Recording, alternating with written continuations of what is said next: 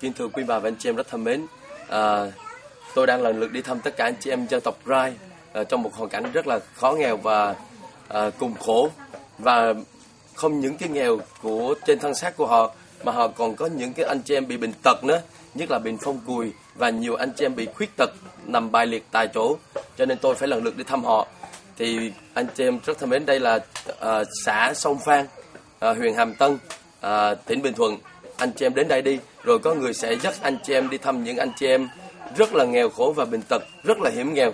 Và đây là cách địa bàn thị trấn Phan Thiết khoảng chừng 50 cây số, và cách Bà Rịa khoảng chừng 100 cây số, và cách Sài Gòn khoảng chừng 150 cây số, để cho anh chị em biết là cái địa bàn tôi đứng là ở chỗ địa điểm nào. Và đây khung cảnh của anh chị em bề ngoài quý vị thấy không? Nhà cửa của họ quý vị thấy không?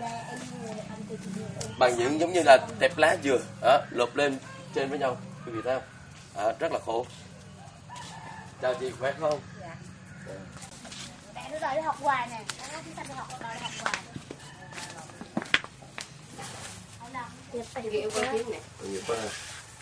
Anh chị em rất thân mến, tôi đang lần lượt đi thăm tất cả những anh chị em dân tộc Rai mà bị hoàn cảnh khuyết tật. Đây là một trong những em bé khuyết tật, quý vị thấy không? Rất là tội nghiệp. Em hoàn toàn bài liệt hả chị?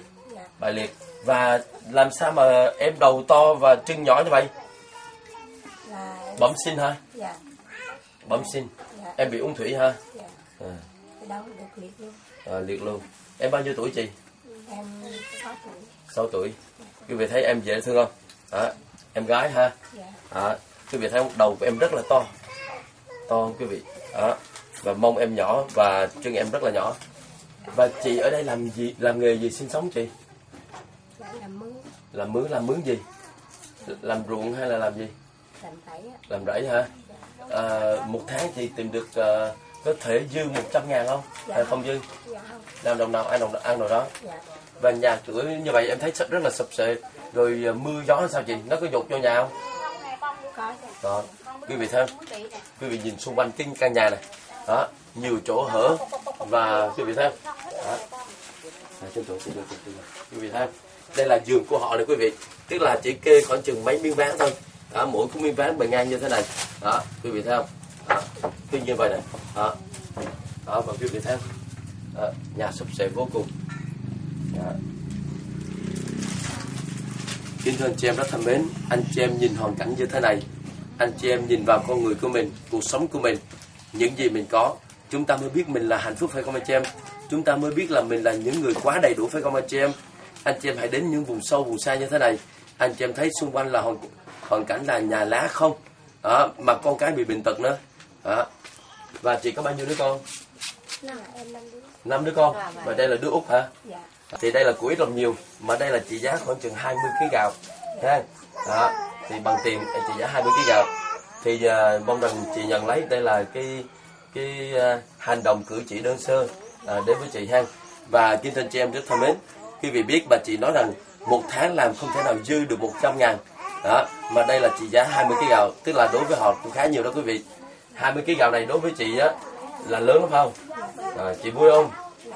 Ok, em nguyện xin ơn trên ha, chúc lành cho chị ha và cháu được sức khỏe, bình an ha và hạnh phúc. Quý vị thấy không? Em rất là tội nghiệp, đầu của em rất là to. Sống của họ đó rất là đơn sơ. Và đây là nhà bếp của họ đó quý vị. Đó.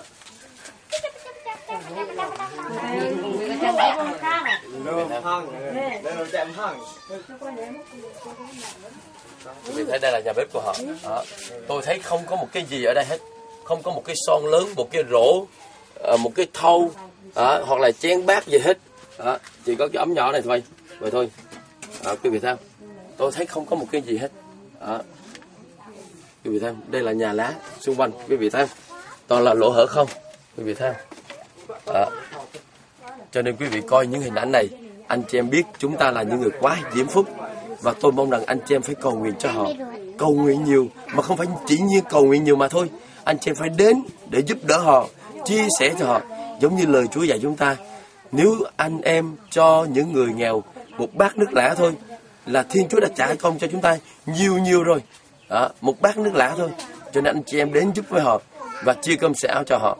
Đó là cái lòng mà Thiên Chúa mong muốn chúng ta làm, và cái lòng khao khát của tôi muốn anh chị em đến với họ để chúng ta cảm nhận chúng ta là những người hạnh phúc. Xin hết lòng cảm ơn anh chị em.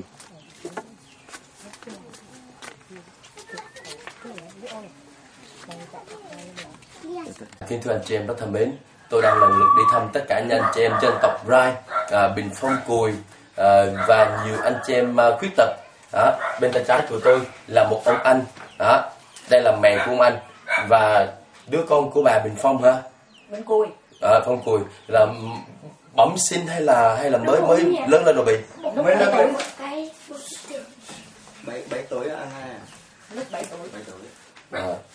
Xin lỗi anh chị em.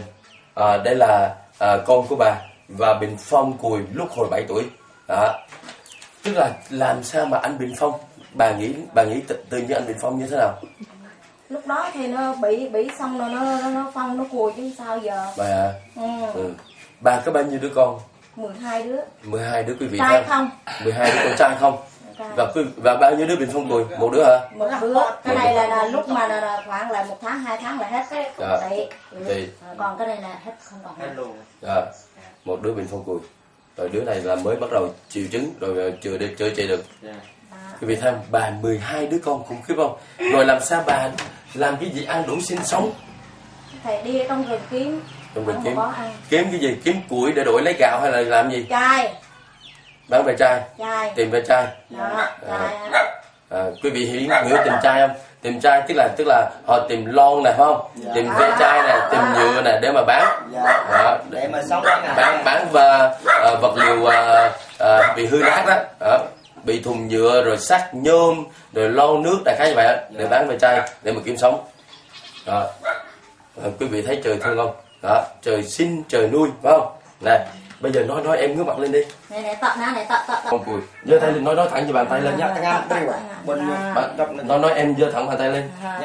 Quý vị thấy không? Không còn ngón nữa, quý vị thấy không? Ngước mặt lên, nói em ngước mặt lên đi. Tận tay. Quý vị thấy không? Những ngón tay như thế này là không còn nữa. Tự nhiên nó rút dần hả? Ông anh rút dần hả? Lúc là nó đau lắm, lúc còn nhỏ đó. Lúc còn nhỏ thì đâu? Thì bây giờ đang chữa trị là đỡ đau rồi phải không? Mà những cái này đâu có thể nào làm được, tại vì nó cục ngón hết rồi. Nên lỡ là chơi lỡ luôn. Rồi quý vị thì để ý bàn chân là quý vị để ý bàn chân của em. Quý vị coi bàn chân của em này. Quý vị coi bàn chân của em ha. Tức là quý vị thấy để ý chân phải của em tôi đang đụng này. Không còn một cái ngón, không còn một ngón, quý vị thấy không? Không còn một ngón chân. Chỉ ngón chân cái một chút xíu như thế này thôi. Quý vị thấy không? Và ngón chân trái của em này, đây là bàn chân trái. Quý vị thấy không? Không còn một cái gì hết. Quý vị thấy không? Đây là triệu chứng của Bình Phong Cùi. Quý vị thấy không? Quý vị nhìn hoàn cảnh này, quý vị thấy thật sự chúng ta quá hạnh phúc. Quý vị nhìn đôi tay của em thấy không? Nhìn đôi tay của em. Nhìn đôi tay của em không còn một cái gì hết. Nhìn đôi chân của em không còn gì hết. Và quý vị biết đây là trị giá còn chừng 20 kg gạo ha. Đây là một người mẹ, quý vị thấy rất là đau khổ. Nè, con tặng bà ha, đưa cho cháu ha. Đây là trị giá 20 kg gạo ha. Đây là của ít lòng nhiều ha, của con đưa cho bà ha. Mong bà nhận lấy ha. Bà vui không? Đó là cảm ơn Sơn á. Dạ. Vui không? Vui. Lên đường á. Dạ. Rồi chúc vui vẻ ha. Và anh chị em thấy không, Bình Phong Cùi là một cái biển rất là hiểm nghèo. Ai cũng sợ lây, ai cũng không thích, tới gần ai cũng tránh né, phải không? Mà tôi rất là thương yêu những người Bình Phong Cùi, và chính trong lời Chúa trong Kinh Thánh, chính Thiên Chúa cũng chữa lành những anh chị em Bình Phong Cùi. Cho nên tôi khao khát anh chị em nhìn hình ảnh này, anh chị em thấy rất là tủi thân, lúc nào cũng ngồi như vậy. Tại vì mặc cảm này, mắt lỡ này, miệng lỡ này. Quý vị thấy hai bàn tay không? Hai bàn tay cục hết rồi, không còn ngón, hai bàn chân cũng không còn ngón. Thì quý vị nghĩ là quý vị là những người hạnh phúc không? Cho nên tôi tha thiết anh chị em coi hình ảnh này, anh chị em bị đánh đồng, bị tình yêu Thiên Chúa đánh đồng anh chị em, để anh chị em sẵn sàng không ngại tiền của vật chất và thời gian của mình để bỏ ra để giúp đỡ cho những người khác. Đó là chúng ta đã mua phần thưởng nước trời rồi. Đây là khung cảnh của những anh chị em bị Bình Phong và những anh chị em làng dân tộc Rai của xã Sông Phan. Anh chị em đến và giúp đỡ cho họ, quý vị thấy không? Và bây giờ tôi dần lượt dẫn quý vị đi thăm những anh chị em Bình Phong tại Tư Gia nữa. Anh chị em đi với tôi.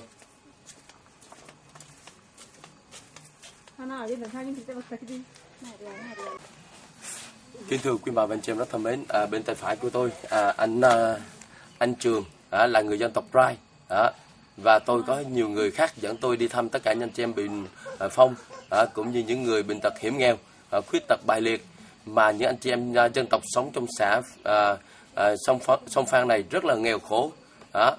Và tôi lặp lại, xã Sông Phan này là cách Bà Rịa khoảng chừng 100 cây số, cách thị trấn Phan Thiết khoảng chừng 50-60 cây số, và cách Sài Gòn 150 cây số, để cho anh chị em biết địa bàn tôi đi vùng sâu vùng xa. Và tôi cảm ơn tất cả mọi người cộng tác với tôi, để chúng ta giúp đỡ lẫn nhau, để chúng ta giữa con người với con người biết yêu thương nhau.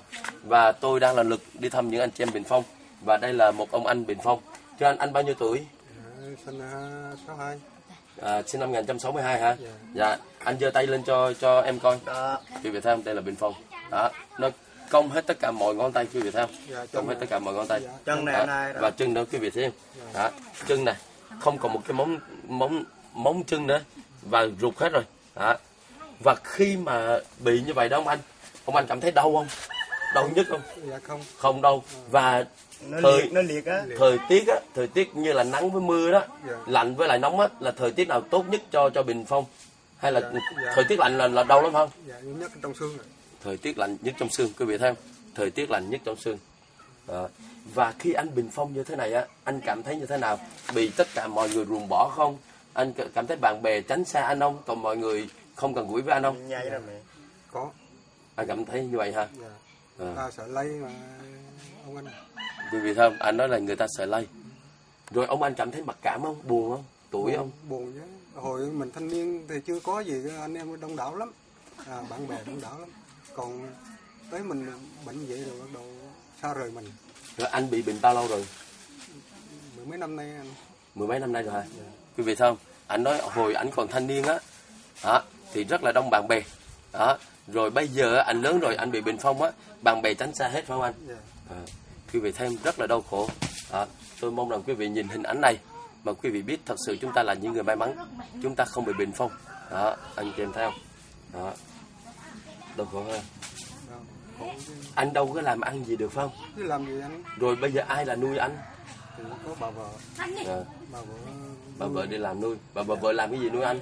Làm rẫy hả? Làm rẫy làm mướn. Làm rẫy làm mướn.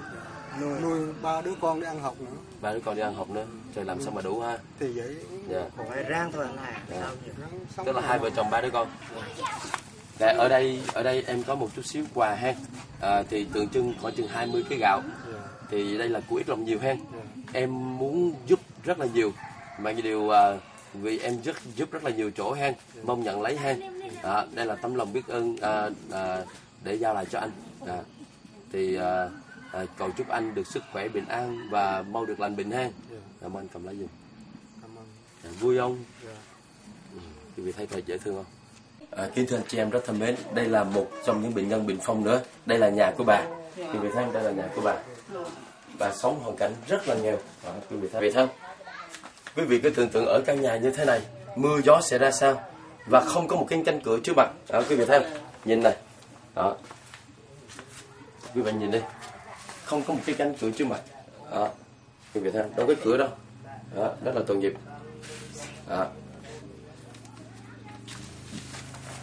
Thưa bà tên gì?